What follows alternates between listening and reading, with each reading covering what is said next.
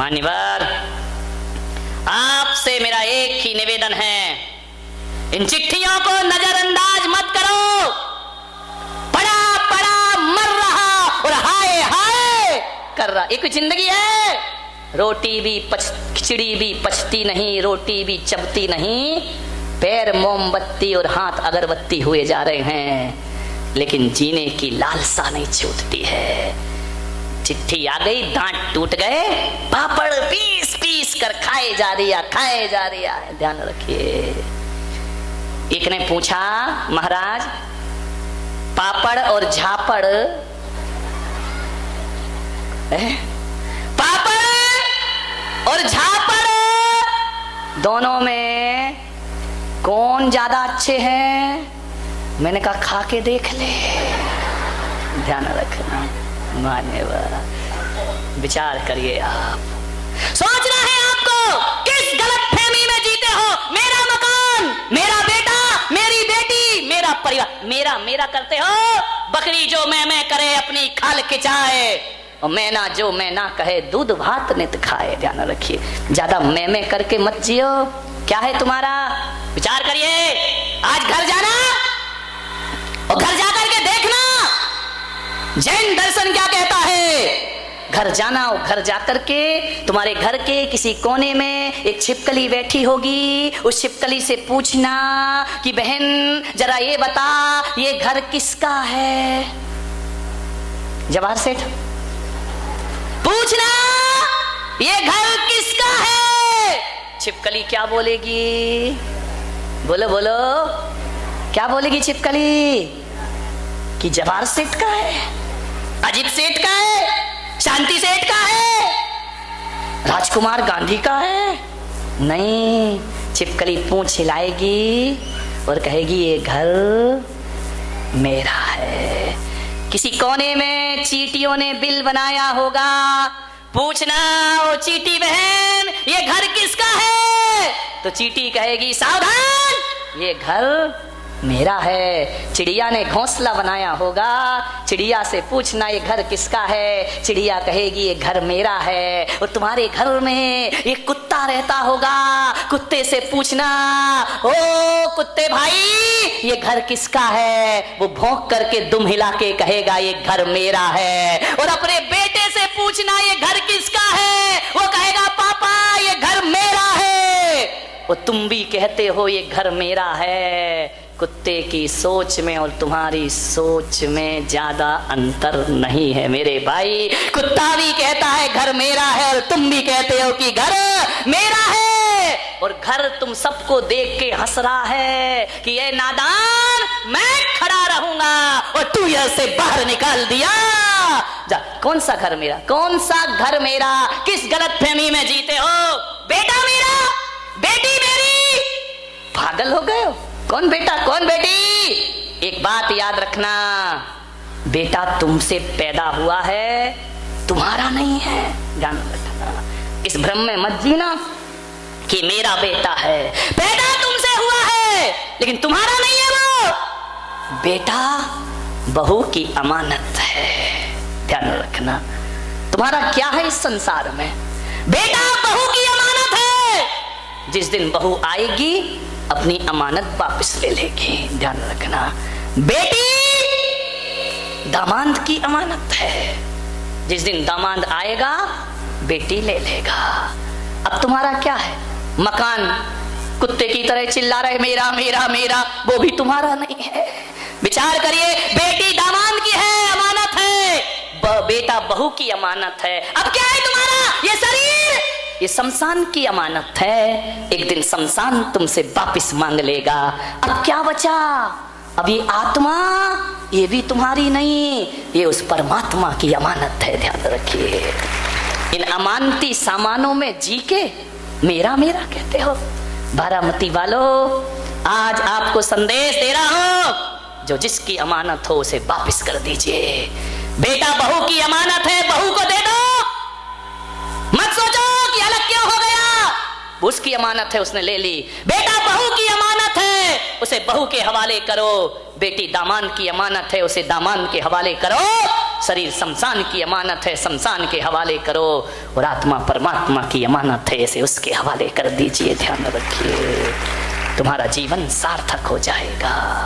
प्रभु के हवाले कर दीजिए अपने आप को। लोग कहते हैं जब सिकंदर और रावण धरती पर चलते थे तो धरती कांपती थी। अरे धरती कांपती नहीं थी मेरे भाई, धरती इन लोगों पे हंसती थी, मजाक बनाती थी। धरती कहती थी ये मेरे अंश होकर मुझ पे ही अकड़ के घूमता है, एक दिन तुझे मुझ में ही आके समाहित हो जाना है। आपको मालूम है हमारे देश में एक प्रांत का नाम है कन्याकुमारी, मालूम है? कश्मीर से कन्याकुमारी। कन्याकुमारी का मतलब जानते हो?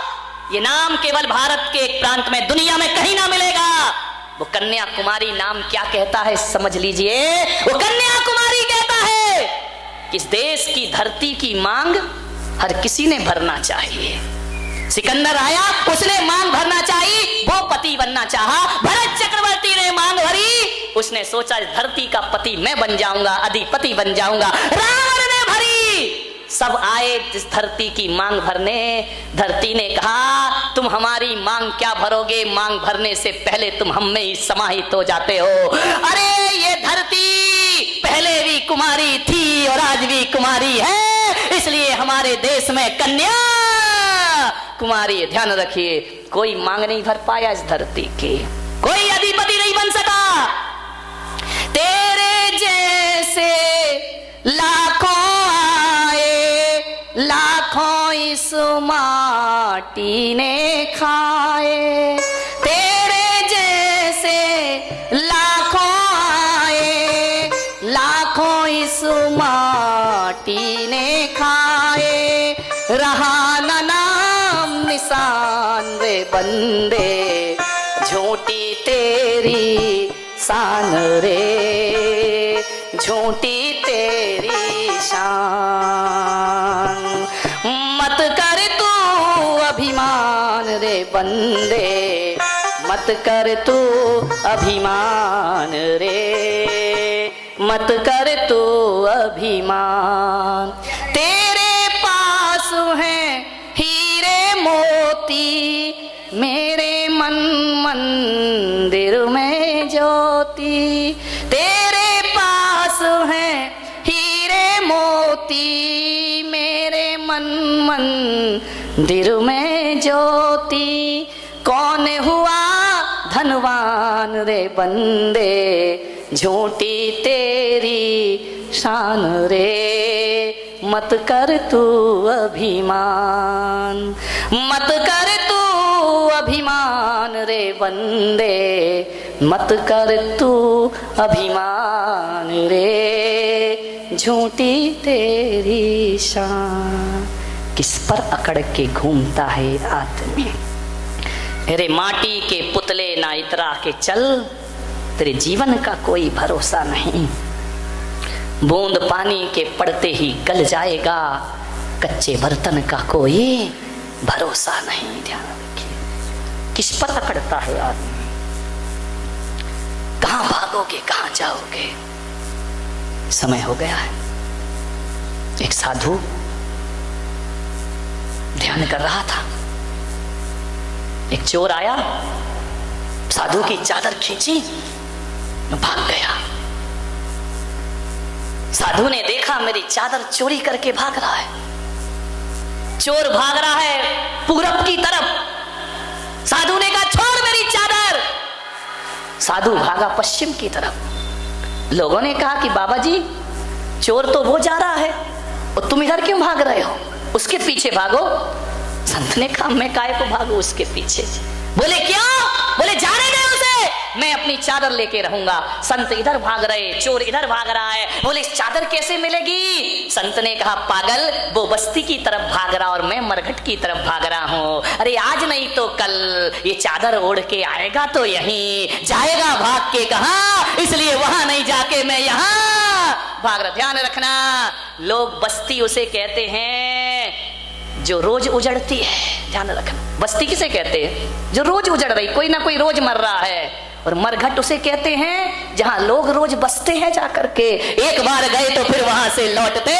हकीकत में देखा जाए तो मरघट तो ये है जहां हम लोग रहा करते हैं, बस्ती तो वो है जहां चले गए तो फिर लौट करके वापिस नहीं। मरघट किसे कहते हैं बताइए? तुम तो उसे कहते हो जहां मुर्दे जलाते हैं, मैं पुलक सागर कहता हूं वो मरघट नहीं, वो बस्ती है। मरघट क्या होता है? जिस घर में जहां पर प्राण जाए घट, वो कहलाता है मरघट। असली मरघट तो ये घर ही है, तुम्हारे ध्यान रखिए, यही प्राण घट। आज तक कोई मरघट में जाके मरा है?